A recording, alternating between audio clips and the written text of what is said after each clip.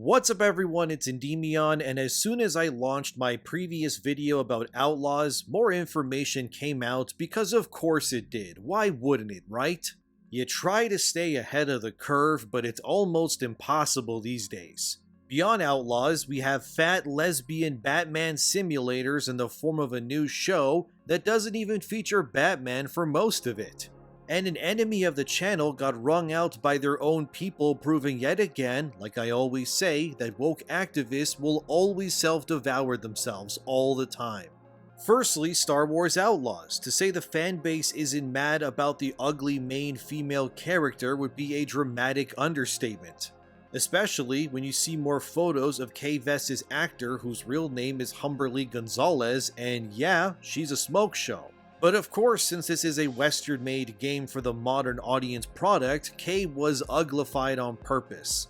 This brings us to an article from that Park Place titled, Star Wars Outlaws creative director Julian Geraghty rejects criticism of Kay Vess's looks. It makes no sense to me, and it's not worth engaging with. Instead of addressing concerns like a responsible creative director should do when it comes to creative decisions, Julian believes instead that we are all wrong and he is right because of course he does.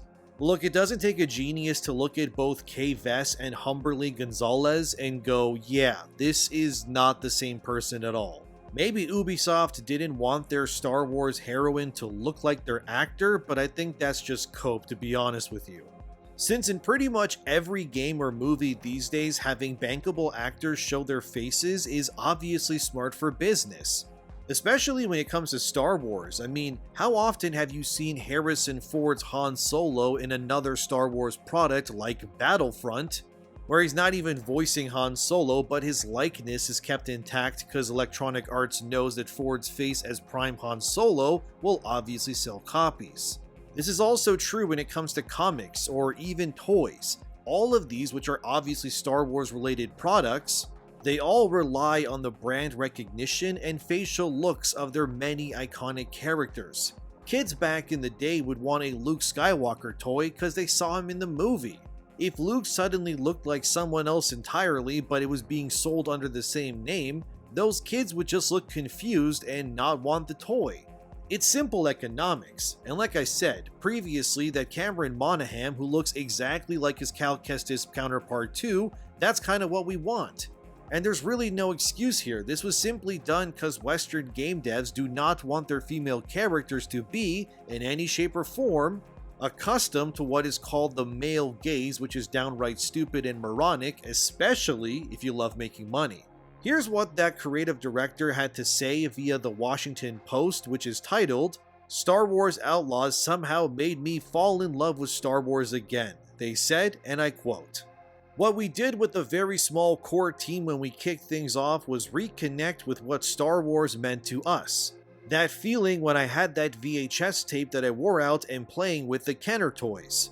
Before the internet, before streaming services, before sequels and prequels and TV shows, before you could find Star Wars everywhere, what was my imagination in love with? It was the universe. Sorry, I'm not allowed to say universe.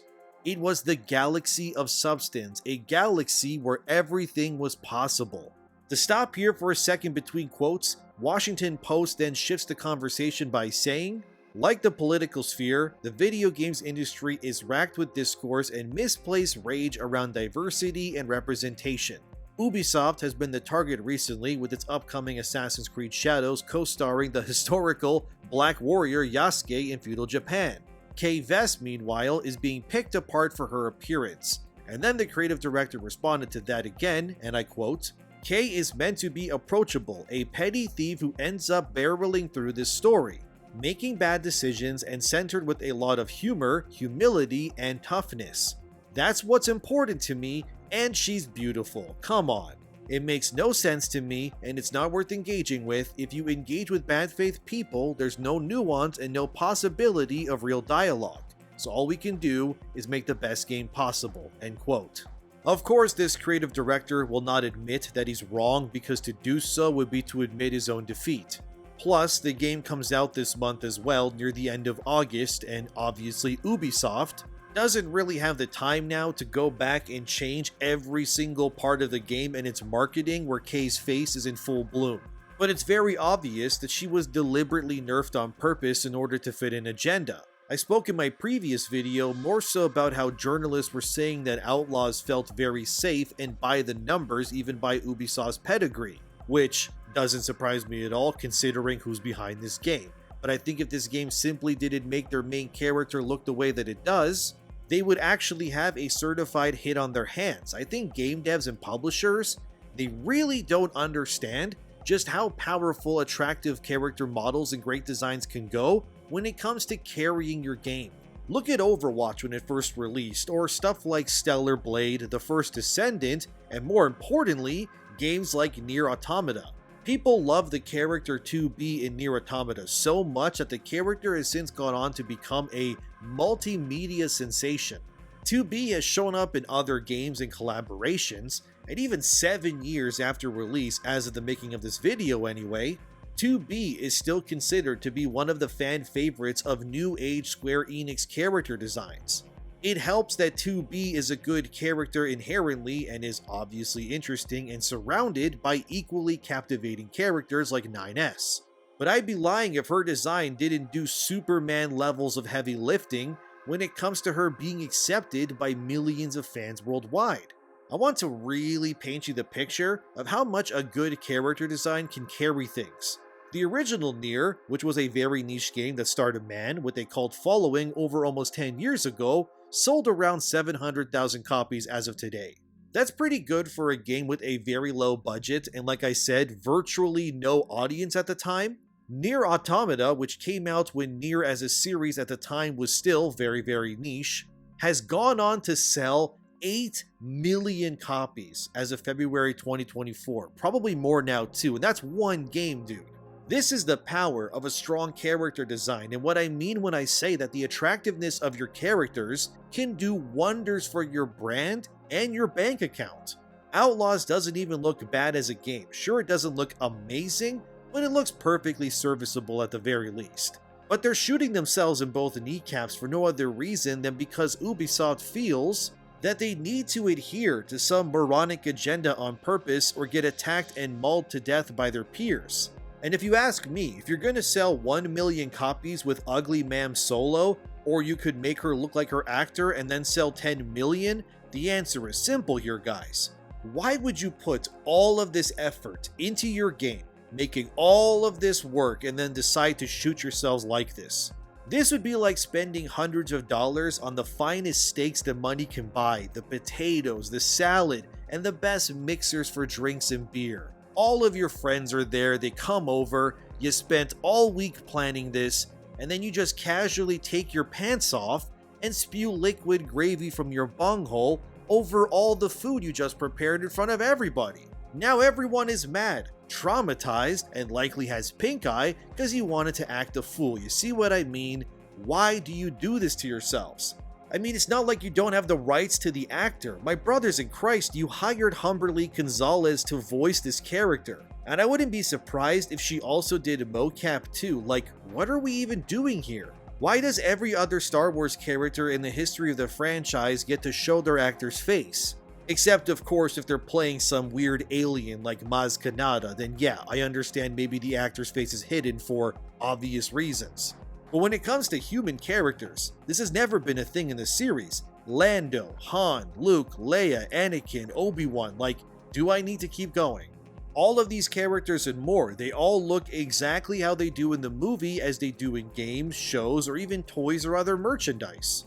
Even when they did the Clone Wars animated series, they made the animated versions look like their actors. Sure, it's hyper stylized, but that's Hayden as Anakin face-wise in that style. This has been the norm for decades, but suddenly that just isn't the case anymore, and then you turn a baddie like Humberly into a freak of nature instead.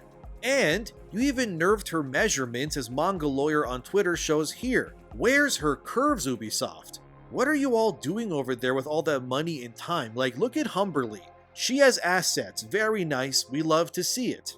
And now look at Kay. She's flatter than me, dude. I have bigger Gonzangas than this space pirate. It's actually ridiculous. Like, look at this picture here, is Luke Skywalker in various forms of media, right? They all look like Mark Hamill when he was younger and much less crazier, but you can tell that this is Luke.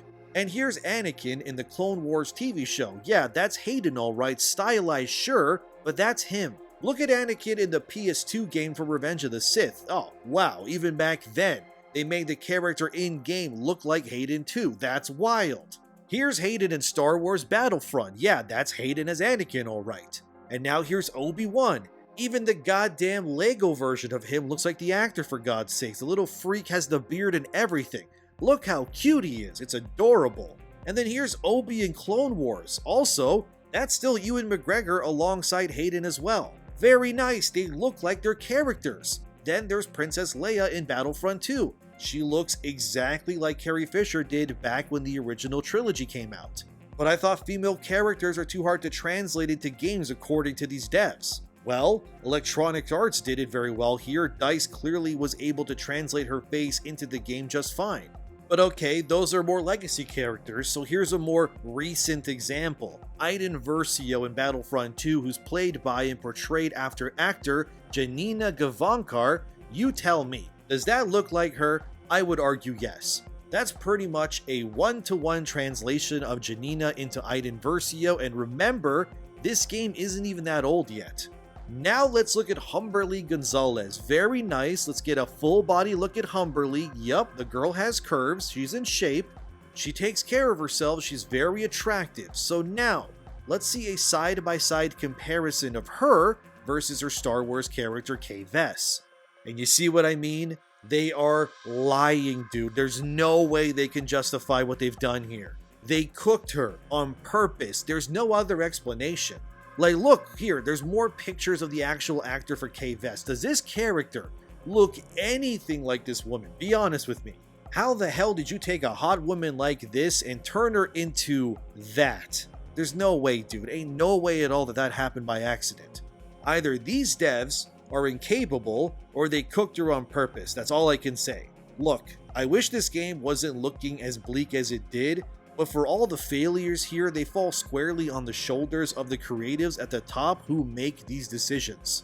You guys could have had your Nier Automata-esque success here with Star Wars Outlaws, but instead, you did what you did, and it's so disappointing, man. Honestly, you may say, well, guys don't want to play female characters, but that's not true. If anything, tons of guys play female characters when they're given a choice. I have a cousin who only plays females when he plays a game. I asked him, like way back in the day, why he did that. And he said, well, if I'm gonna be staring at the back of a character for 50 to 100 hours, why would I want to stare at some dude's ass? And ever since he said that to me, I was like, you know what? That's fair actually. You might as well enjoy the view if you're gonna play something for that long. And Kay Vess looking like Humberly would actually make more people accepting of female characters in the future. If you just made her goddamn attractive, Ubisoft, look how much these South Korean games are making, man. And they're full of cute and attractive characters. Men are spending in droves playing these games, so it's clearly not sexism. You're all just being morons and appealing to some soy latte-filled pink-haired feminist activists over the actual people who play and buy your games. I also guarantee you that most of the girls who do play video games, they too want idealized female characters. Why the hell would they want to play some slob or freak instead? I don't really know what else to say past this point, but you get the idea. There's no excuse here at all. They just cooked her looks on purpose. There's no other explanation for it.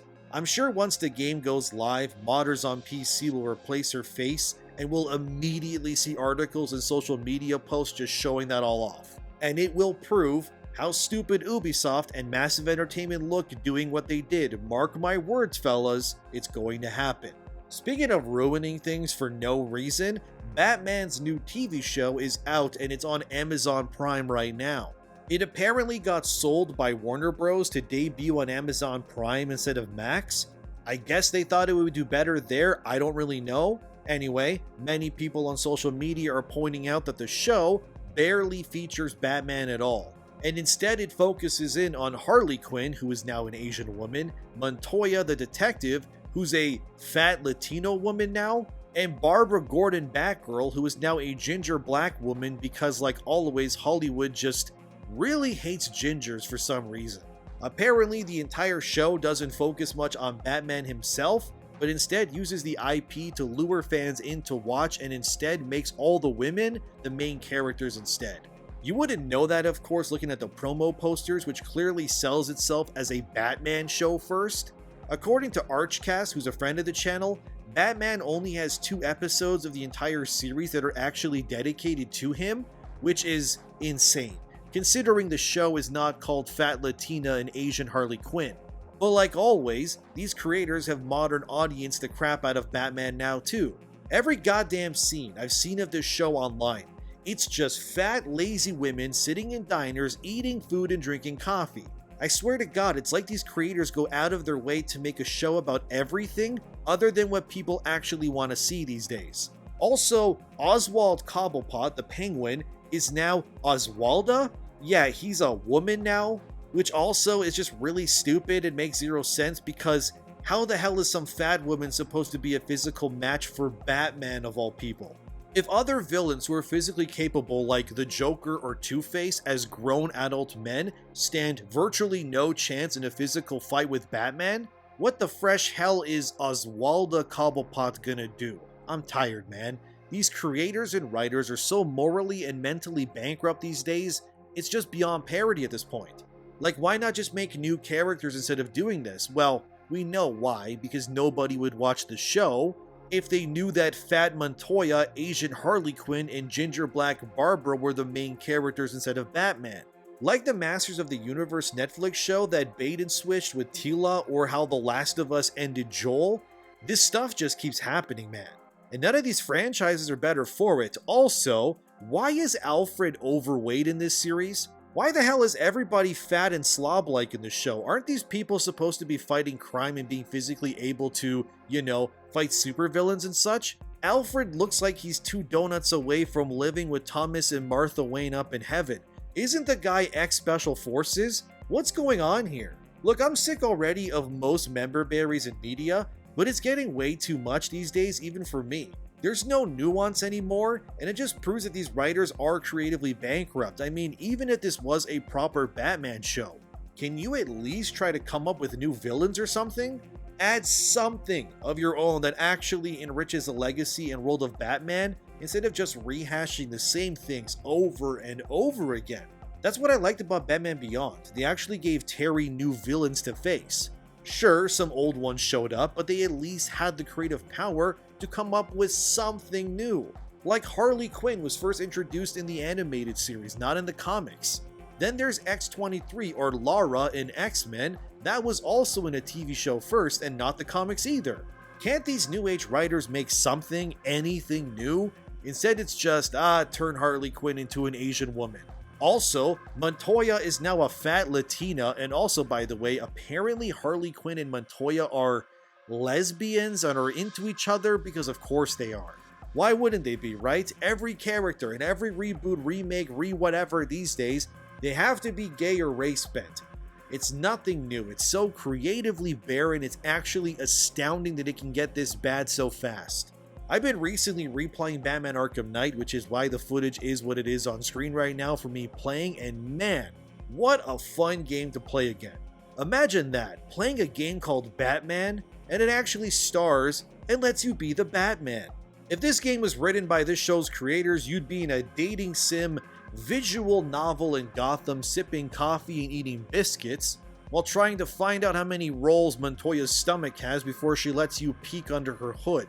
If the show is called Batman, make it about Batman, you mongoloid freaks. I'm sick of this nonsense, and it's always the straight white male characters that get shafted too. I wouldn't be surprised at some point they show Batman getting pegged by Bane and then filling him with venom or something. Now that's a graphic image if there ever was one, but at this point, would that even surprise you? Maybe Joker and Batman can swap spit while Firework by Katy Perry plays in the background. What a goddamn waste of time, money, and IP. Speaking of waste of time and money, let's finish with Second Wind. You might remember the Nick Colandra as the guy who hates people like me and tried to dox friend of the channel Grums because of Grums being critical of woke journalists in gaming. Since then, Nick has eased off the gas, but recently we found out that 2 of his colleagues at Second Wind have actually resigned. And lo and behold, it's because of Nick Colandra himself that they are leaving.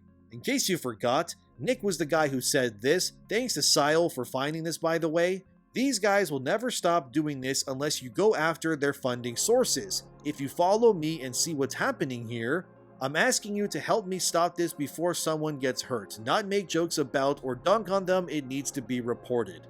Then Frost of Rivia, who you may know as the guy who does the cold takes videos on Second Wind's channel, I believe that's what he does. Anyway, he's resigned, he said, and I quote, "When I joined Second Wind Group, I was under the assumption that we were forming a team of creatives with equal value and equal say. Individual creators would oversee their personal series and the group would decide how to run the business together. It is plain as day that we have recreated the toxic corporate environment we abandoned, led by a petulant wannabe CEO who overspends, overpromises, underdelivers, sows division, tarnishes our image, asserts his creative vision or rather creative blindness, and sabotages anyone's attempt to correct him, all while he fails his most basic duties. Joyrides around the world, cloud farms, and expects the community and Yahtzee to foot the bill because Nick Colandra tanks our YouTube revenue and makes us undesirable for sponsors. It is beyond incompetence. Nick Colandra operates in bad faith to serve his ego, and this group lacks the attitude and processes to appropriately deal with inaction and inability to deliver the core capabilities of our roles. The board of directors lacks a knowledgeable enough majority to see through even the most basic Google searchable errors in Nick's farcical directions and use their personal feelings as a substitute for information even when presented with dumbed down versions at their repeated request. The rest of the owners have little knowledge of what's going on, and I don't fault them because that's the whole point of the culture of isolation. There aren't enough leads at once thinking there's a problem, the rest don't know of the problems, therefore there are no problems. All of my personal attempts to make Nick see reason are ignored, all of my attempts to make the leads aware of Nick's behavior are brushed off with minimal action. All of my attempts to raise concern for our systematic issues with leads are put off until after problems occur. I refuse to be subjected to this behavior any longer. I believe I have done everything in my power to address the issues for over 6 months, and I want no part in preying on the community's goodwill and Yahtzee's hard work simply because we can't run a business. At this rate, we don't deserve to run a business. Consider this my formal resignation effective immediately." End quote. So there you go, his own people have turned against him after Nick tried to weaponize Second Wind to somehow destroy Grums, me, and others. Well, if it isn't the consequences of your own actions coming to bite you in the ass, Nick, what have I always said? That activists will devour each other? Yeah, sounds about right, and it keeps coming true too. Another person who worked at Second Wind named Cisco has also left, citing the same reasons as Frost, which was again Nick. In case you're not following 100%, Second Wind is a YouTube channel Patreon group thing that was formed by the former people who worked at The Escapist. The whole site and all of that went down, and these guys obviously got let go. Then they went and made Second Wind and became their own bosses, and then within months, I'm not even kidding, they haven't even been a YouTube channel for a full year yet. They are already showing signs that they can't make this work. Look, I don't hate Second Wind. I wish whoever is still there the best, but it's obvious you guys have a big problem on your hands. Apparently, Nick Colandra said that he would scale back his claims and would not harass Grums, me, and others anymore, but I think the damage is done. Nick said via Patreon when patrons complained about his moronic woke activist stuff, "As clarified on Discord, I have been off of the last month as the team intervened with me and made clear I would be fired, which I agreed with, if I did not rein myself in as I was spiraling mentally and hurting the business. This was addressed a month ago with the team and I've made the necessary changes to resolve it. You ask me, the damage is kinda done. Personally, I have stopped watching everything they made a while back when Nick was harassing my friends, and he also blocked me because of course he did, so I can't really respond to him on Twitter. When people show you who they really are, it's in your best interest to believe them, and while good for Frost and Cisco for leaving, I will never watch or support Second Wind. That bridge is burnt, Nick is insane, and I'm good, thanks. But that's the video for today. Star Wars Outlaws devs are doubling down on the ugly, Batman's new show is apparently about fat lesbians drinking coffee and gossiping, and Second Wind's own people are now eating themselves, I guess. For Nick Colandra, this was likely the worst day of his professional life that he caused to happen himself, but for me, it was just another day. And like I always say, woke activists will devour themselves, just give it a little time, it always happens. Thank you for watching, let me know what you think as always, thanks to my patrons and members, subscribe, share, and like the video, and have a wonderful day. Make video games hot again, and I'll see you in the next one.